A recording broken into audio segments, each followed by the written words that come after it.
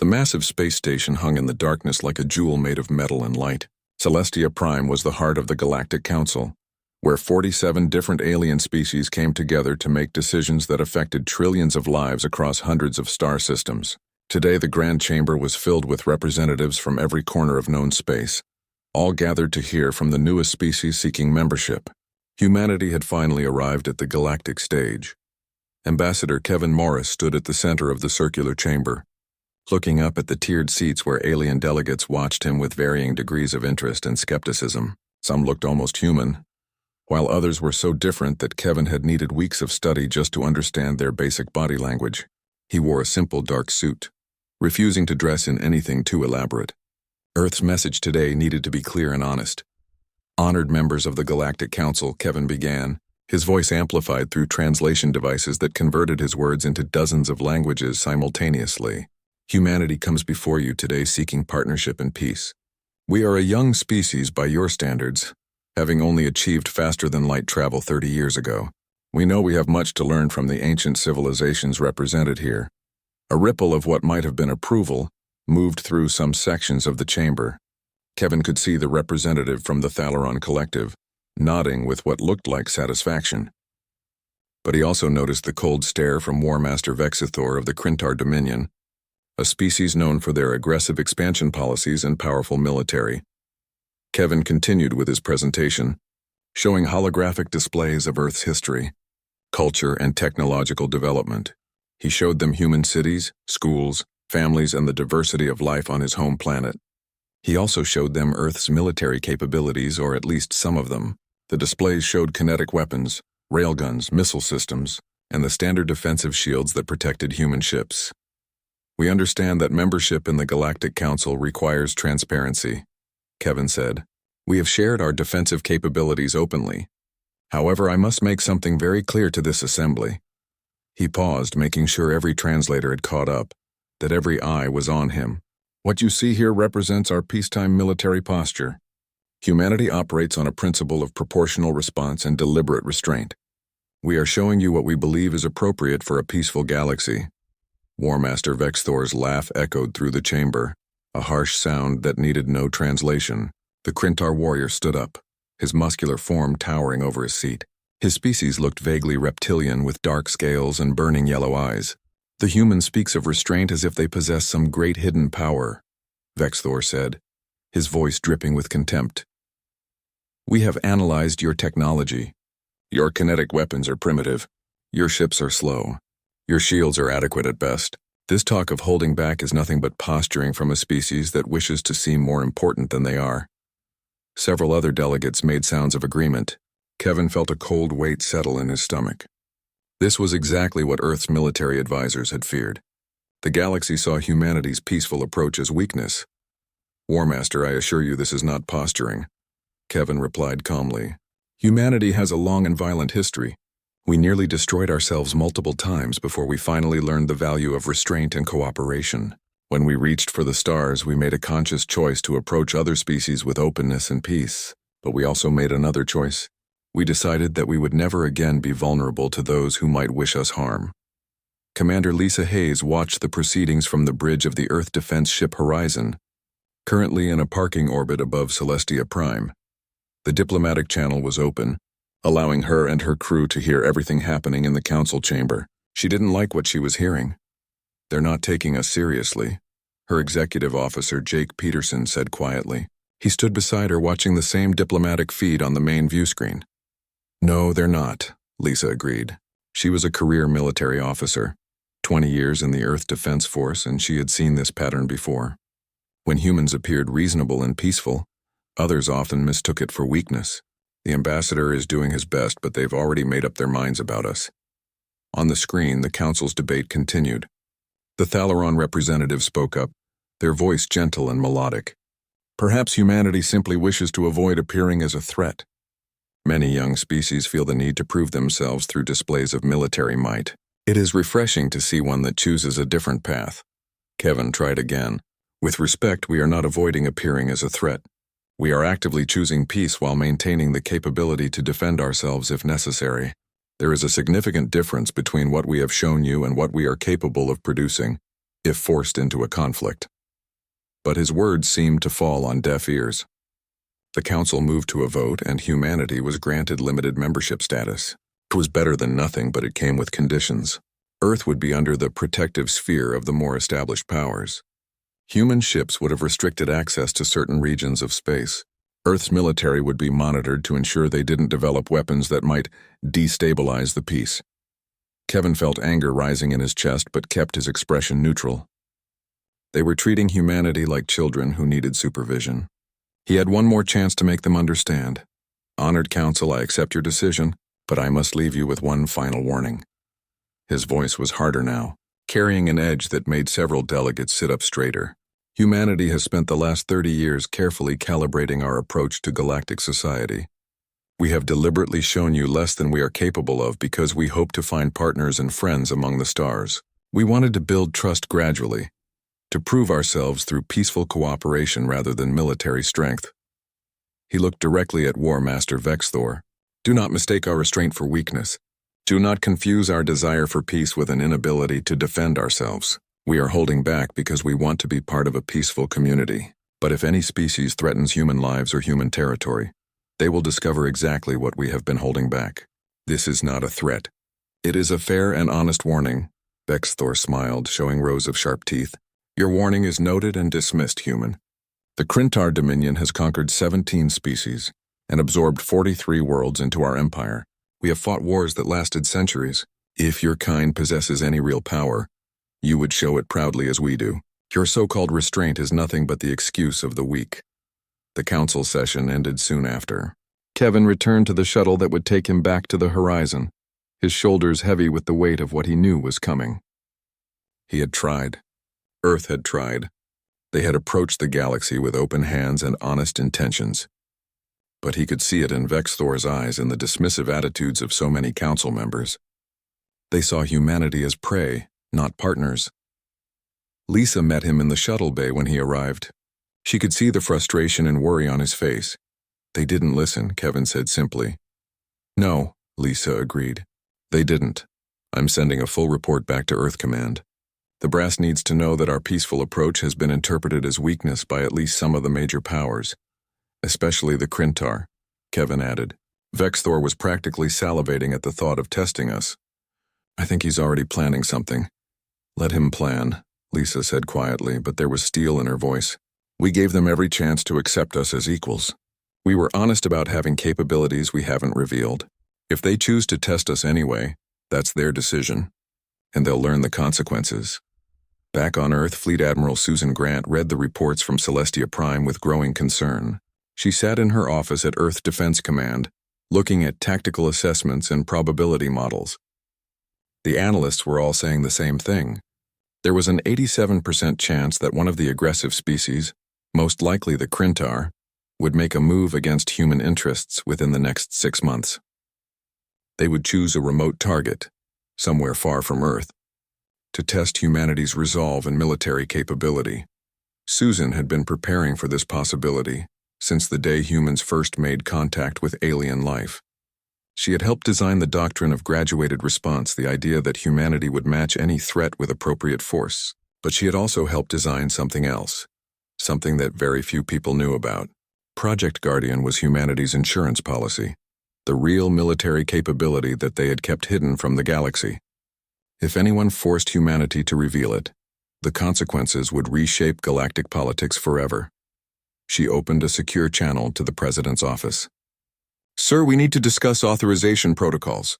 I believe we're about to be tested, and when it happens, we'll need to respond quickly and decisively."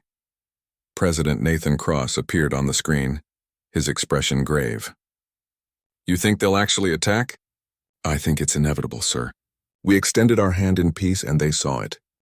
3 months had passed since the council meeting, and life in the Epsilon Reach system continued as it always had.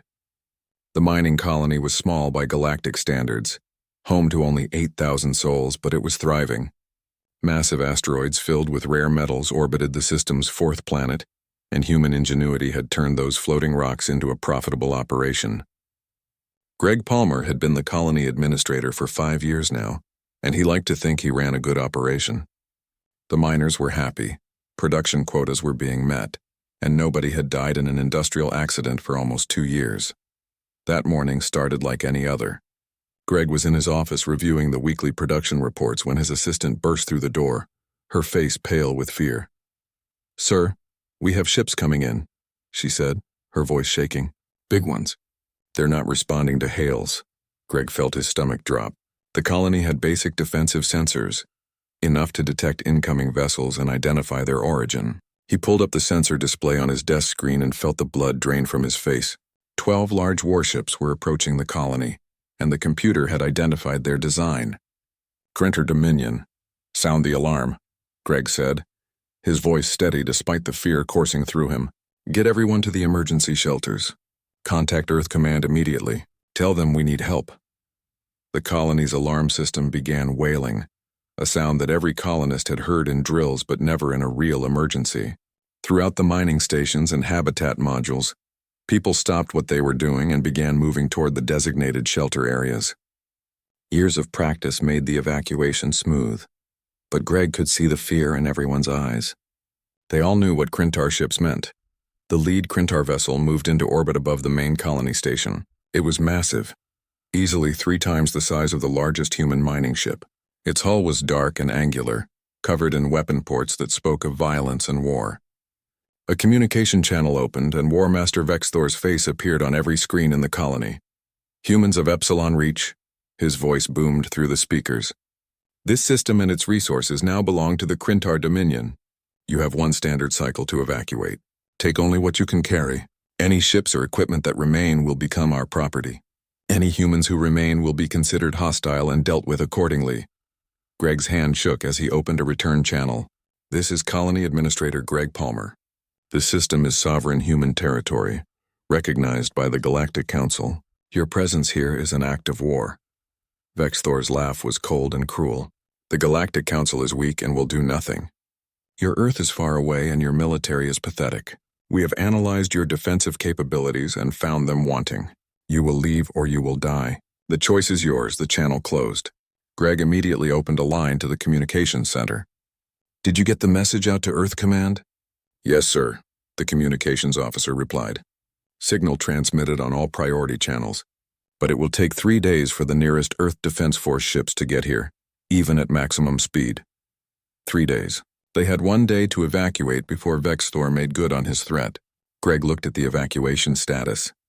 Most people were already in the shelters, but they didn't have enough transport ships to evacuate 8,000 people in 24 hours. Even if they did, where would they go? The nearest human settlement was weeks away at normal speed. He opened a colony-wide channel.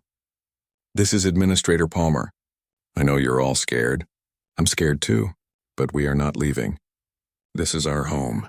We built this colony with our own hands and we will not surrender it to bullies. The Earth Defense Force has been notified and help is on the way. We just need to buy time." Aboard the Horizon, Commander Lisa Hayes received the distress signal from Epsilon Reach and immediately began calculating jump coordinates. The Valiant and the Sentinel, 2 other Earth Defense Force ships, were in nearby systems and responded to her coordination request. 3 ships against 12. Not good odds, but they were all that stood between 8,000 civilians and a Crintar war fleet. "Jake, what's our best speed to Epsilon Reach?" Lisa asked her executive officer. 3 days at maximum acceleration," Jake replied. "We'll burn through a lot of fuel, but we can make it. Do it. And get me a secure line to Fleet Admiral Grant." The secure channel opened and Susan Grant's face appeared on the small screen at Lisa's command chair. The Admiral looked tired but focused. "Commander Hayes, I've seen the reports from Epsilon Reach. You understand that you'll be heavily outnumbered?" "Yes, ma'am. But those are our people. We can't just abandon them." "I'm not suggesting we abandon them," Susan replied. "I'm authorizing a change in operational protocols. Authorization code Prometheus Unbound. Do you understand what that means, Commander?" Lisa felt her heart rate increase. Prometheus Unbound. She had heard about the code in sealed briefings, had trained for this scenario, but never thought she would actually receive the authorization. It meant all restrictions were lifted. It meant humanity would stop holding back. "I understand, Admiral. All limiters removed, full combat capability authorized." "Correct. The Crintar chose this fight. They ignored our warnings. Now they're going to learn what happens when humanity stops being nice. You have 3 days to get there, Commander. Use them to prepare your crew. When you arrive at Epsilon Reach, you are authorized to use any and all weapon systems at your disposal. Show them what we've been hiding. Show them why we warned them. The channel closed. Lisa sat back in her chair looking at her bridge crew. They were all professional military personnel trained for combat, but they had never seen real action. The last 30 years had been peaceful, with only pirates and smugglers to deal with. This would be different. Jake, seal the bridge and activate privacy protocols, she ordered. When the doors locked and the internal sensors shut down, she continued. I'm about to tell you something that's been classified since before any of us joined the service. The ships we fly, the weapons we carry, they're not what they seem. She pulled up a schematic of the horizon on the main display. But this version was different from the standard technical manual. It showed systems and weapons that weren't in any official documentation. When humanity first developed faster-than-light travel, our scientists discovered something unexpected. The same principles that allow us to move between stars also opened up possibilities for weapons technology that shouldn't exist according to conventional physics. The government made a decision. We would keep these discoveries secret. We would show the galaxy our peaceful face, our basic technology, and we would hold our real capabilities in reserve. Her crew stared at the schematic in amazement. The Horizon, they knew, was already a capable warship, but this showed something else entirely. Hidden weapon systems, shield generators that were 10 times more powerful than the official specifications, engine capabilities that would make their ship the fastest thing in space. For 3 days, we're going to train on these systems, Lisa continued. By the time we reach Epsilon Reach, every one of you will know how to operate humanity's real military technology. And when we arrive, we're going to teach the Krintar a lesson they'll never forget. Back at Epsilon Reach, Greg was doing everything he could to buy time. He opened negotiations with Vexthor, trying to stretch every conversation as long as possible. He argued about the value of the mining equipment, about the proper procedures for territorial disputes, about anything and everything he could think of. The Krintar War Master seemed amused by the stalling tactics. But Greg's delaying tactics only worked for so long. After 12 hours, Vexthor's patience ran out. Without warning, one of the Krintar ships fired a plasma torpedo at the colony's smallest orbital platform. The structure housed the main communications relay and living quarters for 200 workers. Greg watched in horror as the torpedo struck the platform, tearing through its hull like paper. Explosions rippled across the structure, and then it simply came apart, breaking into pieces that would eventually fall into the planet's atmosphere and burn up. 200 people, gone in seconds. Greg felt tears running down his face as he listened to the screams on the communication channels. The desperate calls for help that abruptly cut off as the platform's atmosphere vented into space. Vexthor's face appeared on the screen again. You have 12 hours remaining, human. The next target will be your main colony station. Evacuate now or join your friends in death. Greg cut the channel and slumped in his chair. He had failed. He couldn't protect his people. The Earth Defense Force was still days away, and the Krintar would destroy everything long before help arrived. But then his communications officer spoke up, her voice filled with hope. Sir, we're receiving a transmission. It's the Horizon, the Valiant, and the Sentinel. They say they're 2 days out, but they're pushing their engines beyond safe limits. They might make it in 36 hours. 36 hours. Greg looked at the chronometer. The Krintar had given them 12 hours before they started destroying the main colony. He needed to buy more time somehow, some way. He opened a channel to every human in the colony. I won't lie to you. They destroyed Platform 7. 200 of our friends and family are... The 3 Earthships dropped out of faster-than-light travel at the edge of the Epsilon Reach system, exactly 32 hours after receiving the distress call. On the bridge of the Horizon, Commander Lisa Hayes studied the tactical display with cold focus. 12 Krintar warships were positioned around the colony, their weapons trained on the human facilities. The colonists had managed to delay the evacuation, but time had run out. Vexthor had sent a final ultimatum an hour ago. The humans had 30 minutes to finish loading their transports and leave, or he would open fire on the main station. Tactical analysis, Lisa ordered. Jake pulled up detailed scans of the Krintar fleet. 1 Dreadnought-class vessel, likely Vexthor's flagship. 11 heavy cruisers arranged in a standard combat formation. Their plasma torpedo systems are hot and locked on the colony. Shield generators are active but not at full power. They're not expecting a fight. They should have expected one, Lisa said quietly. Communications. Open a channel to the Krintar flagship. Vexthor's face appeared on the main screen. When he saw the 3 human ships, he actually smiled.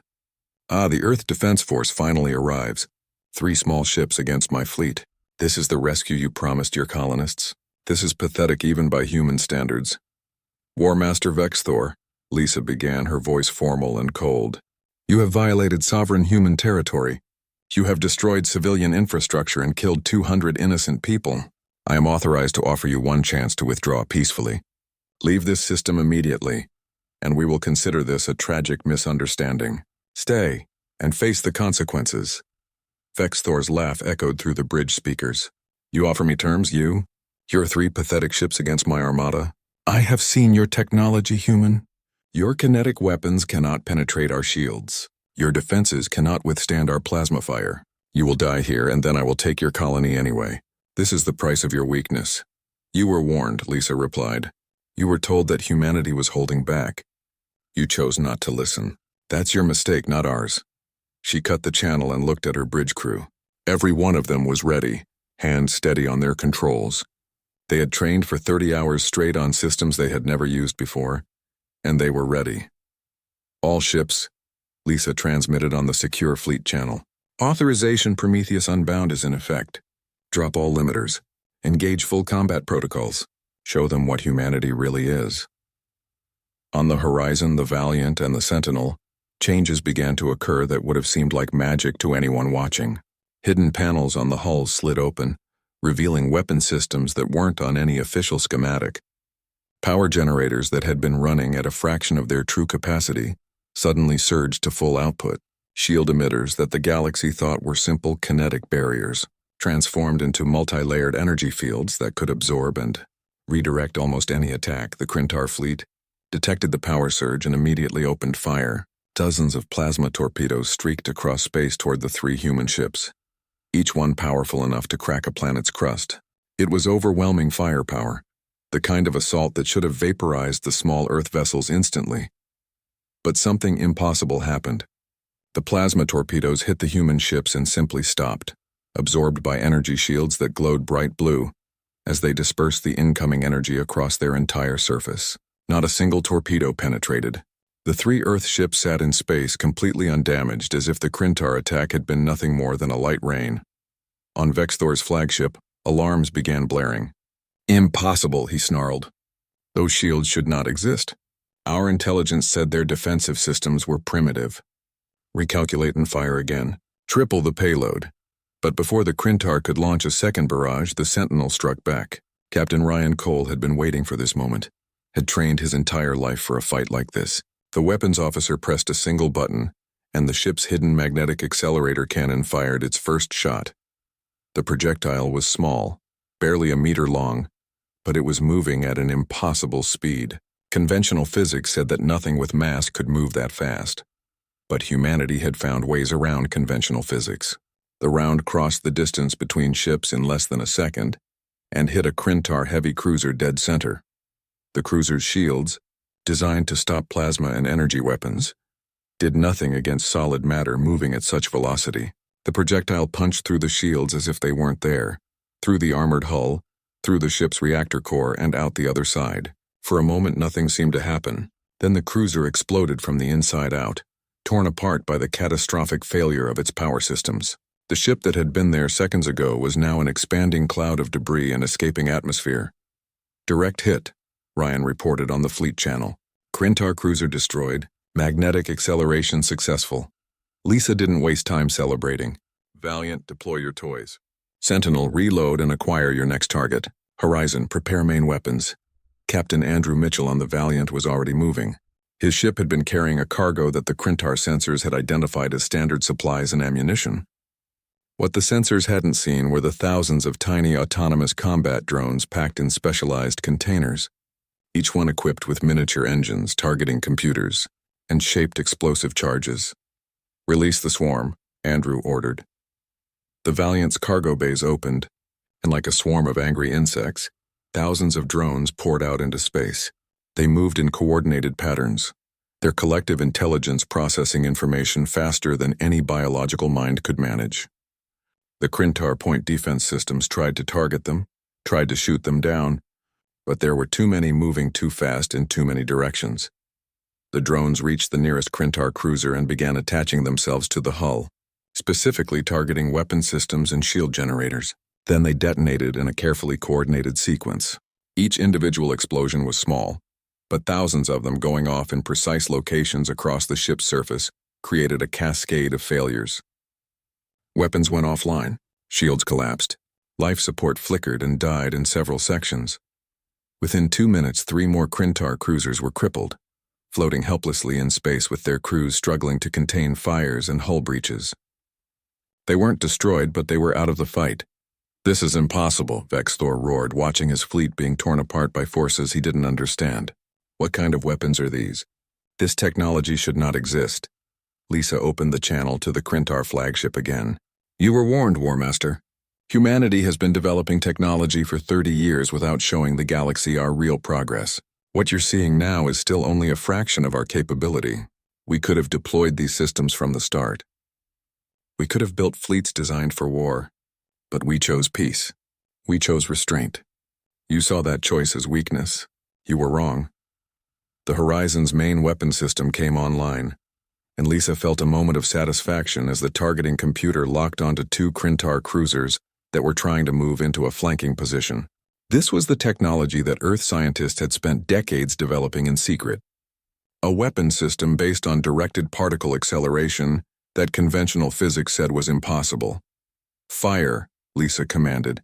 Beams of coherent particles, invisible to the naked eye but devastating in their effect, lanced out from the horizon. They didn't punch through shields like the magnetic accelerator rounds. Instead, they simply ignored the shields completely, phasing through them as if they weren't there. The beams struck the 2 cruisers with surgical precision, targeting their engine systems and reactor cores. The effect was immediate and spectacular. The ship's propulsion systems exploded simultaneously, sending both cruisers spinning out of control. Their reactors went into emergency shutdown, leaving them adrift and powerless. The crews were probably alive, but the ships were completely disabled. In less than 5 minutes of combat, the Krintar fleet had been reduced from 12 ships to 4 functional vessels. 1 cruiser destroyed completely, 7 crippled or disabled, leaving only 4 ships, including Vexthor's dreadnought, still capable of fighting. "This is not possible," Vexthor said again, but this time his voice carried fear instead of anger. "We studied your technology. We analyzed your capabilities. This is not what we saw." "No," Lisa agreed. "You saw what we wanted you to see. You saw our peacetime posture, our diplomatic face. What you're seeing now is what humanity keeps in reserve. This is what we tried to warn you about. This is what happens when you force us to stop holding back." The remaining Krintar ships attempted to flee, their crews finally understanding that they were vastly outmatched. But the Earth ships revealed one more surprise. Their engines, which had been moving at normal speeds up until now, suddenly accelerated to velocities that made the Krintar retreat look like it was standing still. The Horizon, Valiant and Sentinel spread out, each ship pursuing fleeing Krintar vessels with ease. The chase lasted less than 10 minutes. One by one, the remaining ships were disabled with the same precision that had crippled the others. Lisa made sure not to destroy them completely. The recordings from Epsilon Reach spread across the galaxy faster than anyone had anticipated. Within 6 hours of the battle's end, every major government had received copies of the engagement. Within 12 hours, it was being analyzed by military strategists on 100 different worlds. Within 24 hours, the Galactic Council called an emergency session. Ambassador Kevin Morris returned to Celestia Prime, but the atmosphere was completely different from his first visit. Where before he had walked through halls filled with dismissive glances and patronizing smiles, now aliens moved out of his way, their eyes filled with wariness and respect. Some looked at him with fear, others with anger, none with contempt. The council chamber was packed when Kevin entered. Every delegate was present, along with military advisors and security personnel. The holographic display at the center of the room showed footage from the battle, frozen on the moment when the Sentinel's magnetic accelerator round had punched through the first Crintar cruiser. The Thalaron representative, a gentle species that had advocated for humanity during the first meeting, spoke first. Ambassador Morris, the Council wishes to understand what we witnessed at Epsilon Reach. You stated during your application for membership that humanity possessed capabilities beyond what you initially displayed. We now see that statement was accurate. The question before this council is why you concealed such advanced technology from us. Kevin had prepared for this moment. Honored delegates, humanity concealed nothing. We stated clearly and openly that we were holding back, that what we showed you represented our peacetime military posture, and that we possessed significantly more advanced capabilities that we had chosen not to reveal. Our warning was explicit. We wanted to approach the galaxy peacefully, to build trust gradually, to prove ourselves through cooperation rather than military displays. A representative from the Zephyrin Alliance, a species known for their pacifist philosophy, stood up. But Ambassador, the weapons we saw used at Epsilon Reach represent technology that should not exist. Magnetic acceleration to those velocities violates our understanding of physics. Particle beams that ignore shield technology completely. Autonomous combat systems with that level of sophistication. These are not simply advanced versions of known weapons. These are entirely new categories of warfare. Yes, Kevin agreed. They are. Humanity has spent 30 years developing these systems. We discovered principles of physics that opened up new possibilities. We could have announced these discoveries to the galaxy. We could have shared the technology. But we made a deliberate choice. We decided to keep our most advanced military systems secret, while we learned whether the galaxy was truly as peaceful as it claimed to be. War Master Vexthor, his pride wounded but his position on the council still intact, spoke with barely controlled rage. You lied to us. You pretended to be weak when you were strong. This is the action of cowards and deceivers. Kevin turned to face the Crintar directly. We warned you. I stood in this very chamber and told you that humanity was holding back. I told you that we possessed capabilities we had not revealed. You dismissed my warning as posturing. You called it the excuse of the weak. Then you attacked a civilian colony, killed 200 innocent people and threatened 8,000 more. You tested us, War Master, and you discovered that our warning was real. The only liar here is you. You lied to yourself about humanity's capabilities because it was more comfortable than accepting the truth. The chamber erupted in arguments, dozens of delegates speaking at once. Some agreed with Kevin, pointing out that humanity had given fair warning. Others sided with the Crintar, claiming that such powerful weapons should have been disclosed. The session was descending into chaos when a new voice cut through the noise. Silence. The speaker was the Council's Supreme Chancellor, a being from the ancient Eldari species that had founded the Galactic Council centuries ago. When the Chancellor spoke, everyone listened. Ambassador Morris, your actions were legally permissible under Council law. You disclosed that you possessed undisclosed capabilities. You provided adequate warning. The Crintar chose to ignore that warning and initiated hostilities. Under Council law, Earth's response was justified self-defense. Vexthor started to protest, but the Chancellor raised a hand. However, the Council's concern is valid. The technology demonstrated at Epsilon Reach represents a significant shift in the galactic balance of power. We must know the full extent of Earth's military capabilities. Full disclosure is now required for your continued membership. Kevin had anticipated this demand as well. With respect, Chancellor, I must decline. The technology deployed at Epsilon Reach represents approximately 30% of Earth's total military capability. We have systems that we did not use, weapons that remain classified, and defensive capabilities that were not tested. We will not provide full disclosure of our military assets to a council that includes species who have already proven themselves hostile to human interests. The chamber exploded again. Delegates shouted demands and threats. The Crintar representative roared about human arrogance. But Kevin stood his ground, waiting for the Chancellor to restore order. This is unacceptable, the Chancellor finally said. You cannot expect to maintain council membership while refusing transparency. Then we will accept limited membership status. Kevin replied calmly. We sought full membership because we wanted to be partners in a peaceful galaxy. But if the price of that partnership is revealing our military secrets to potential enemies, then the price is too high. Humanity will continue to honor council law, will continue to engage in peaceful trade and diplomacy, But we will not disarm ourselves to make others comfortable. The session ended in disarray with no resolution reached. Kevin returned to his quarters on Celestia Prime and opened a secure channel to Earth. President Nathan Cross appeared on the screen, along with Fleet Admiral Susan Grant. "They want full disclosure," Kevin reported. I refused as instructed. "The Council is split. Some species respect our position. Others see us as a threat that needs to be contained." "Let them see us as a threat," Nathan replied. "Better to be feared and safe than liked and vulnerable." "What's your assessment, Ambassador? Will there be further action against us?" Kevin was quiet for a moment, thinking about the discussions he had overheard, the private conversations between delegates. "Yes, Mr. President, I believe there will be. The Krintar are humiliated and furious. They're already reaching out to other aggressive species, building a coalition. They're arguing that humanity represents an existential threat to galactic peace and must be stopped before we become too powerful." Susan leaned forward. "How many ships are we talking about?"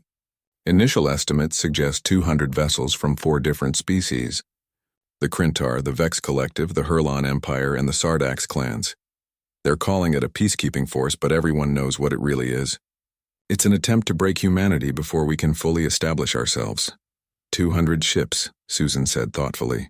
"Against what they saw at Epsilon Reach, they probably think that's enough. They have no idea what we actually have in reserve." "No, they don't," Kevin agreed. "And that's the problem. If we crush this coalition fleet the way we crushed Vexthor's ships, the galaxy will panic. They'll see us as unstoppable conquerors rather than defenders. We need to win decisively, but we also need to control the narrative." Nathan nodded. "Agreed, Susan. What's your recommendation?" The Admiral pulled up tactical displays showing Earth's home fleet, the ships that had never left the Sol system. "We deploy the home fleet, the Liberty, Independence, and Defiance, along with 40 support vessels. We meet them in neutral space, away from any inhabited systems. We give them one final chance to back down, and if they refuse, we demonstrate enough of our capability to make them surrender without having to destroy their entire fleet." "And if they don't surrender?" Nathan asked. "Then we show them why the 3 ships at Epsilon Reach were just scouts," Susan replied. "We show them what humanity's real warships can do. But I'm confident it won't come to that. Once they see what the home fleet is capable of, they'll understand that continuing the fight would be suicide." Plans were made and orders were issued. The home fleet, which had been Earth's secret guardian since humanity first reached the stars, began preparing for deployment. These ships were enormous, each dreadnought 3 times the size of the horizon, carrying weapon systems that made the technology at Epsilon Reach look primitive by comparison. Captain Andrew Mitchell received orders to report to the Sol system and take command of the Liberty. He had proven himself at Epsilon Reach, had shown the tactical thinking and cool judgment needed for what was coming. As he stood on the bridge of humanity's most powerful warship, looking at weapon systems that could crack moons and shield generators that could withstand the output of a star, he felt the weight of responsibility settle on his shoulders. "Sir, all systems are operational," his weapons officer reported. "Gravitational manipulation fields are online. Quantum disruptors are charged. Point defense grid is active. We are ready for combat." Andrew nodded. "Good, notify the rest of the fleet. We move out in 6. The coalition fleet arrived at the Karis Expanse first, taking up positions in a massive combat formation that stretched across millions of kilometers of space. 200 warships from 4 different species, each one battle-tested and crewed by warriors who had fought in dozens of conflicts. War Master Vexthor commanded from his flagship at the center of the formation, surrounded by the heaviest cruisers and dreadnoughts the coalition could muster. The Hurlon commander, a massive being named Groth who stood 3 meters tall and was covered in armored scales, transmitted from his ship. "The humans will see our fleet and turn back. They may have defeated your squadron, Vexthor, but they cannot stand against this. No species in the galaxy could." "We cannot underestimate them," Vexthor replied, though his pride wanted to agree. "They have surprises. Technology we do not understand. We must be ready for anything." "You sound afraid," sneered Commander Drac of the Sardax clans. "They have what, maybe 20 ships at most? We have 200. Even if their technology is superior, numbers will prevail. They cannot target all of us at once." The Vex Collective's representative, a being of pure energy contained in a crystalline shell, pulsed with agreement. We have calculated all possible scenarios. Human victory requires technology so advanced that it borders on impossible. The probability of their success is less than 3%.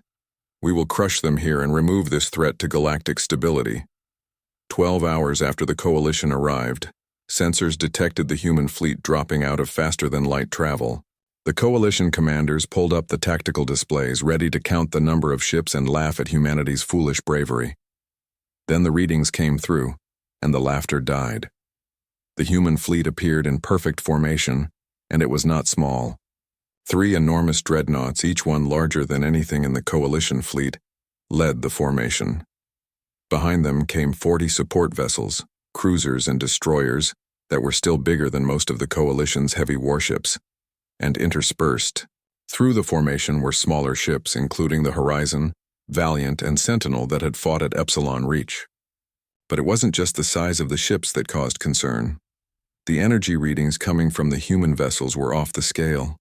Their power generation was so high that coalition sensors thought there must be errors in the readings. Shield strength indicators suggested defensive capabilities that should have required reactors the size of small moons. And the weapon signatures, while partially masked, hinted at destructive potential that made the coalition fleet's arsenal look primitive. Impossible, Groth whispered, staring at the tactical display. Those readings cannot be accurate. No species has that kind of power generation capacity. Vexthor felt his blood run cold. He had seen what 3 small human ships could do. Now he was looking at ships 10 times that size, ships that were clearly purpose-built for war rather than exploration. He had made a terrible mistake, and he knew it. But his pride would not let him admit it, not yet. Captain Andrew Mitchell sat in the command chair of the Liberty, looking at the coalition fleet spread out before him. It was an impressive sight, 200 ships representing the military might of 4 species. Under normal circumstances, it would have been an overwhelming force. But these were not normal circumstances. Open a channel to the coalition fleet, Andrew ordered. All frequencies, all languages. When the channel opened, Andrew spoke calmly and clearly. This is Captain Andrew Mitchell of the Earth Defense Force ship Liberty. You have assembled a military fleet in neutral space with the stated intention of attacking human interests. We are here to prevent that. I am authorized to offer you one opportunity to disperse peacefully. Return to your home systems, disband this coalition, and agree to a formal non-aggression treaty with Earth. Do this, and we will consider this matter closed. Vexthor laughed, though it sounded forced even to his own ears. You offer us terms? You are outnumbered 4-1. Surrender now, and we will show mercy to your crews. You were offered mercy at Epsilon Reach, Andrew replied. You rejected it, attacked civilian targets, and killed innocent people. You learned nothing from that encounter. So let me be absolutely clear about what you're facing. The ships you fought at Epsilon Reach were scouts. The weapons they used represented 30% of our military technology. What you see before you now is Earth's home fleet. These are our true warships. These vessels carry weapon systems that make what you saw at Epsilon Reach look like children's toys. He paused, letting that sink in. You have 1 hour to make your decision. After that, if you remain in hostile formation, we will consider it an act of war and respond accordingly. Choose wisely. The channel closed. In the coalition fleet, the 4 commanders argued among themselves. Some wanted to retreat, having seen enough to understand they were outmatched. Others, particularly Vexthor, insisted they had come too far to back down now. Pride and anger overruled caution and wisdom. The hour passed. The coalition fleet remained in attack formation. Andrew sighed, feeling the weight of what was about to happen. He had hoped they would be smart enough to leave. Now he would have to teach them a lesson that would cost lives and ships. All vessels, this is Liberty Actual. The coalition has rejected our terms. Operational rules of engagement are in effect. Disable, not destroy. We want survivors to tell the story. We want them to learn. But we will defend ourselves and show them the consequences of threatening humanity. All ships, execute Battle Plan Alpha. The human fleet moved forward, not rushing but advancing with the inevitability of a glacier. The Liberty's systems came fully online, and the space around the ship began to shimmer and distort. Gravitational manipulation fields activated, creating zones of altered spacetime around the vessel. The Coalition fleet opened fire first, hoping to use their numbers to overwhelm the human defenses. Thousands of weapons discharged simultaneously: plasma torpedoes, particle beams, kinetic rounds, energy lances. Every weapon system in the Coalition arsenal fired at once. The combined firepower was enough to sterilize a dozen planets. The human shields absorbed it all. The multi-layered defensive fields surrounding each ship flared with brilliant light as they dispersed the incoming energy. Not a single weapon penetrated. The Liberty and its sister ships continued advancing, completely unharmed, as if the massive barrage had been nothing more than rain against a mountain. "Target their weapon systems," Andrew ordered. "Show them what we can do." The Liberty's main weapon system, a gravitational manipulation cannon that humanity had spent 20 years developing, fired for the first time in actual combat. The weapon didn't shoot projectiles or energy beams. Instead, it created a localized gravity well, a point in space where the laws of physics bent and twisted. The gravity well appeared in the center of the Coalition formation, and 10 ships were caught in its effect. Their hulls crumpled like paper as the artificial gravity crushed them from all directions at once. Shields did nothing. Armor was meaningless. The ships simply collapsed in on themselves, compressed into dense spheres of metal and debris. 10 ships destroyed in a single shot. The Coalition fleet fell silent. All firing ceased as the crews tried to process what they had just witnessed. "That was a demonstration," Andrew broadcast. "We can do that to every ship in your fleet. We can create gravity wells that will crush you into singularities, or we can use weapons that will tear your ships apart atom by atom, or we can deploy systems that will phase your vessels out of normal space entirely. We have options you cannot imagine. But we don't want to kill you. We want you to learn." The Independence and Defiance moved to the flanks, and they revealed their own weapon systems. The Independence deployed quantum disruptors, weapons that operated by causing molecular bonds to destabilize. A dozen Coalition ships suddenly lost hull integrity as their very atomic structure became unstable. The ships didn't explode. They simply came apart, breaking into clouds of component atoms that drifted away into space. The crews had seconds to evacuate before their ships ceased to exist. The Defiance showed something different. It fired what appeared to be a simple energy beam. But when the beam struck a Coalition cruiser, the ship simply vanished. It reappeared a second later, 10,000 kilometers away, tumbling wildly through space with all its systems offline. The ship had been moved through space instantaneously, its crew disoriented and its computers crashed from the impossible journey. "We can move your ships anywhere we want," Andrew continued. "We can drop you into stars. We can send you to the edge of the galaxy. We can scatter your fleet across 1,000 light years, or you can surrender now and return home with your lives and most of your ships intact." Commander Growth of the Hurlon Empire was the first to break. "This is madness. This is technology that should not exist. We surrender. We surrender. Please, no more." His ships began powering down their weapons and shields, the universal sign of surrender. The Sardax clans followed suit seconds later, their commander too shocked to maintain his aggressive posture. The Vex Collective's crystalline representative pulsed with what might have been fear, and also ordered a withdrawal. Only the Krintar fleet remained in combat formation. Vexthor, his pride wounded beyond repair, refused to surrender. "No, we do not yield to these humans. We will fight until the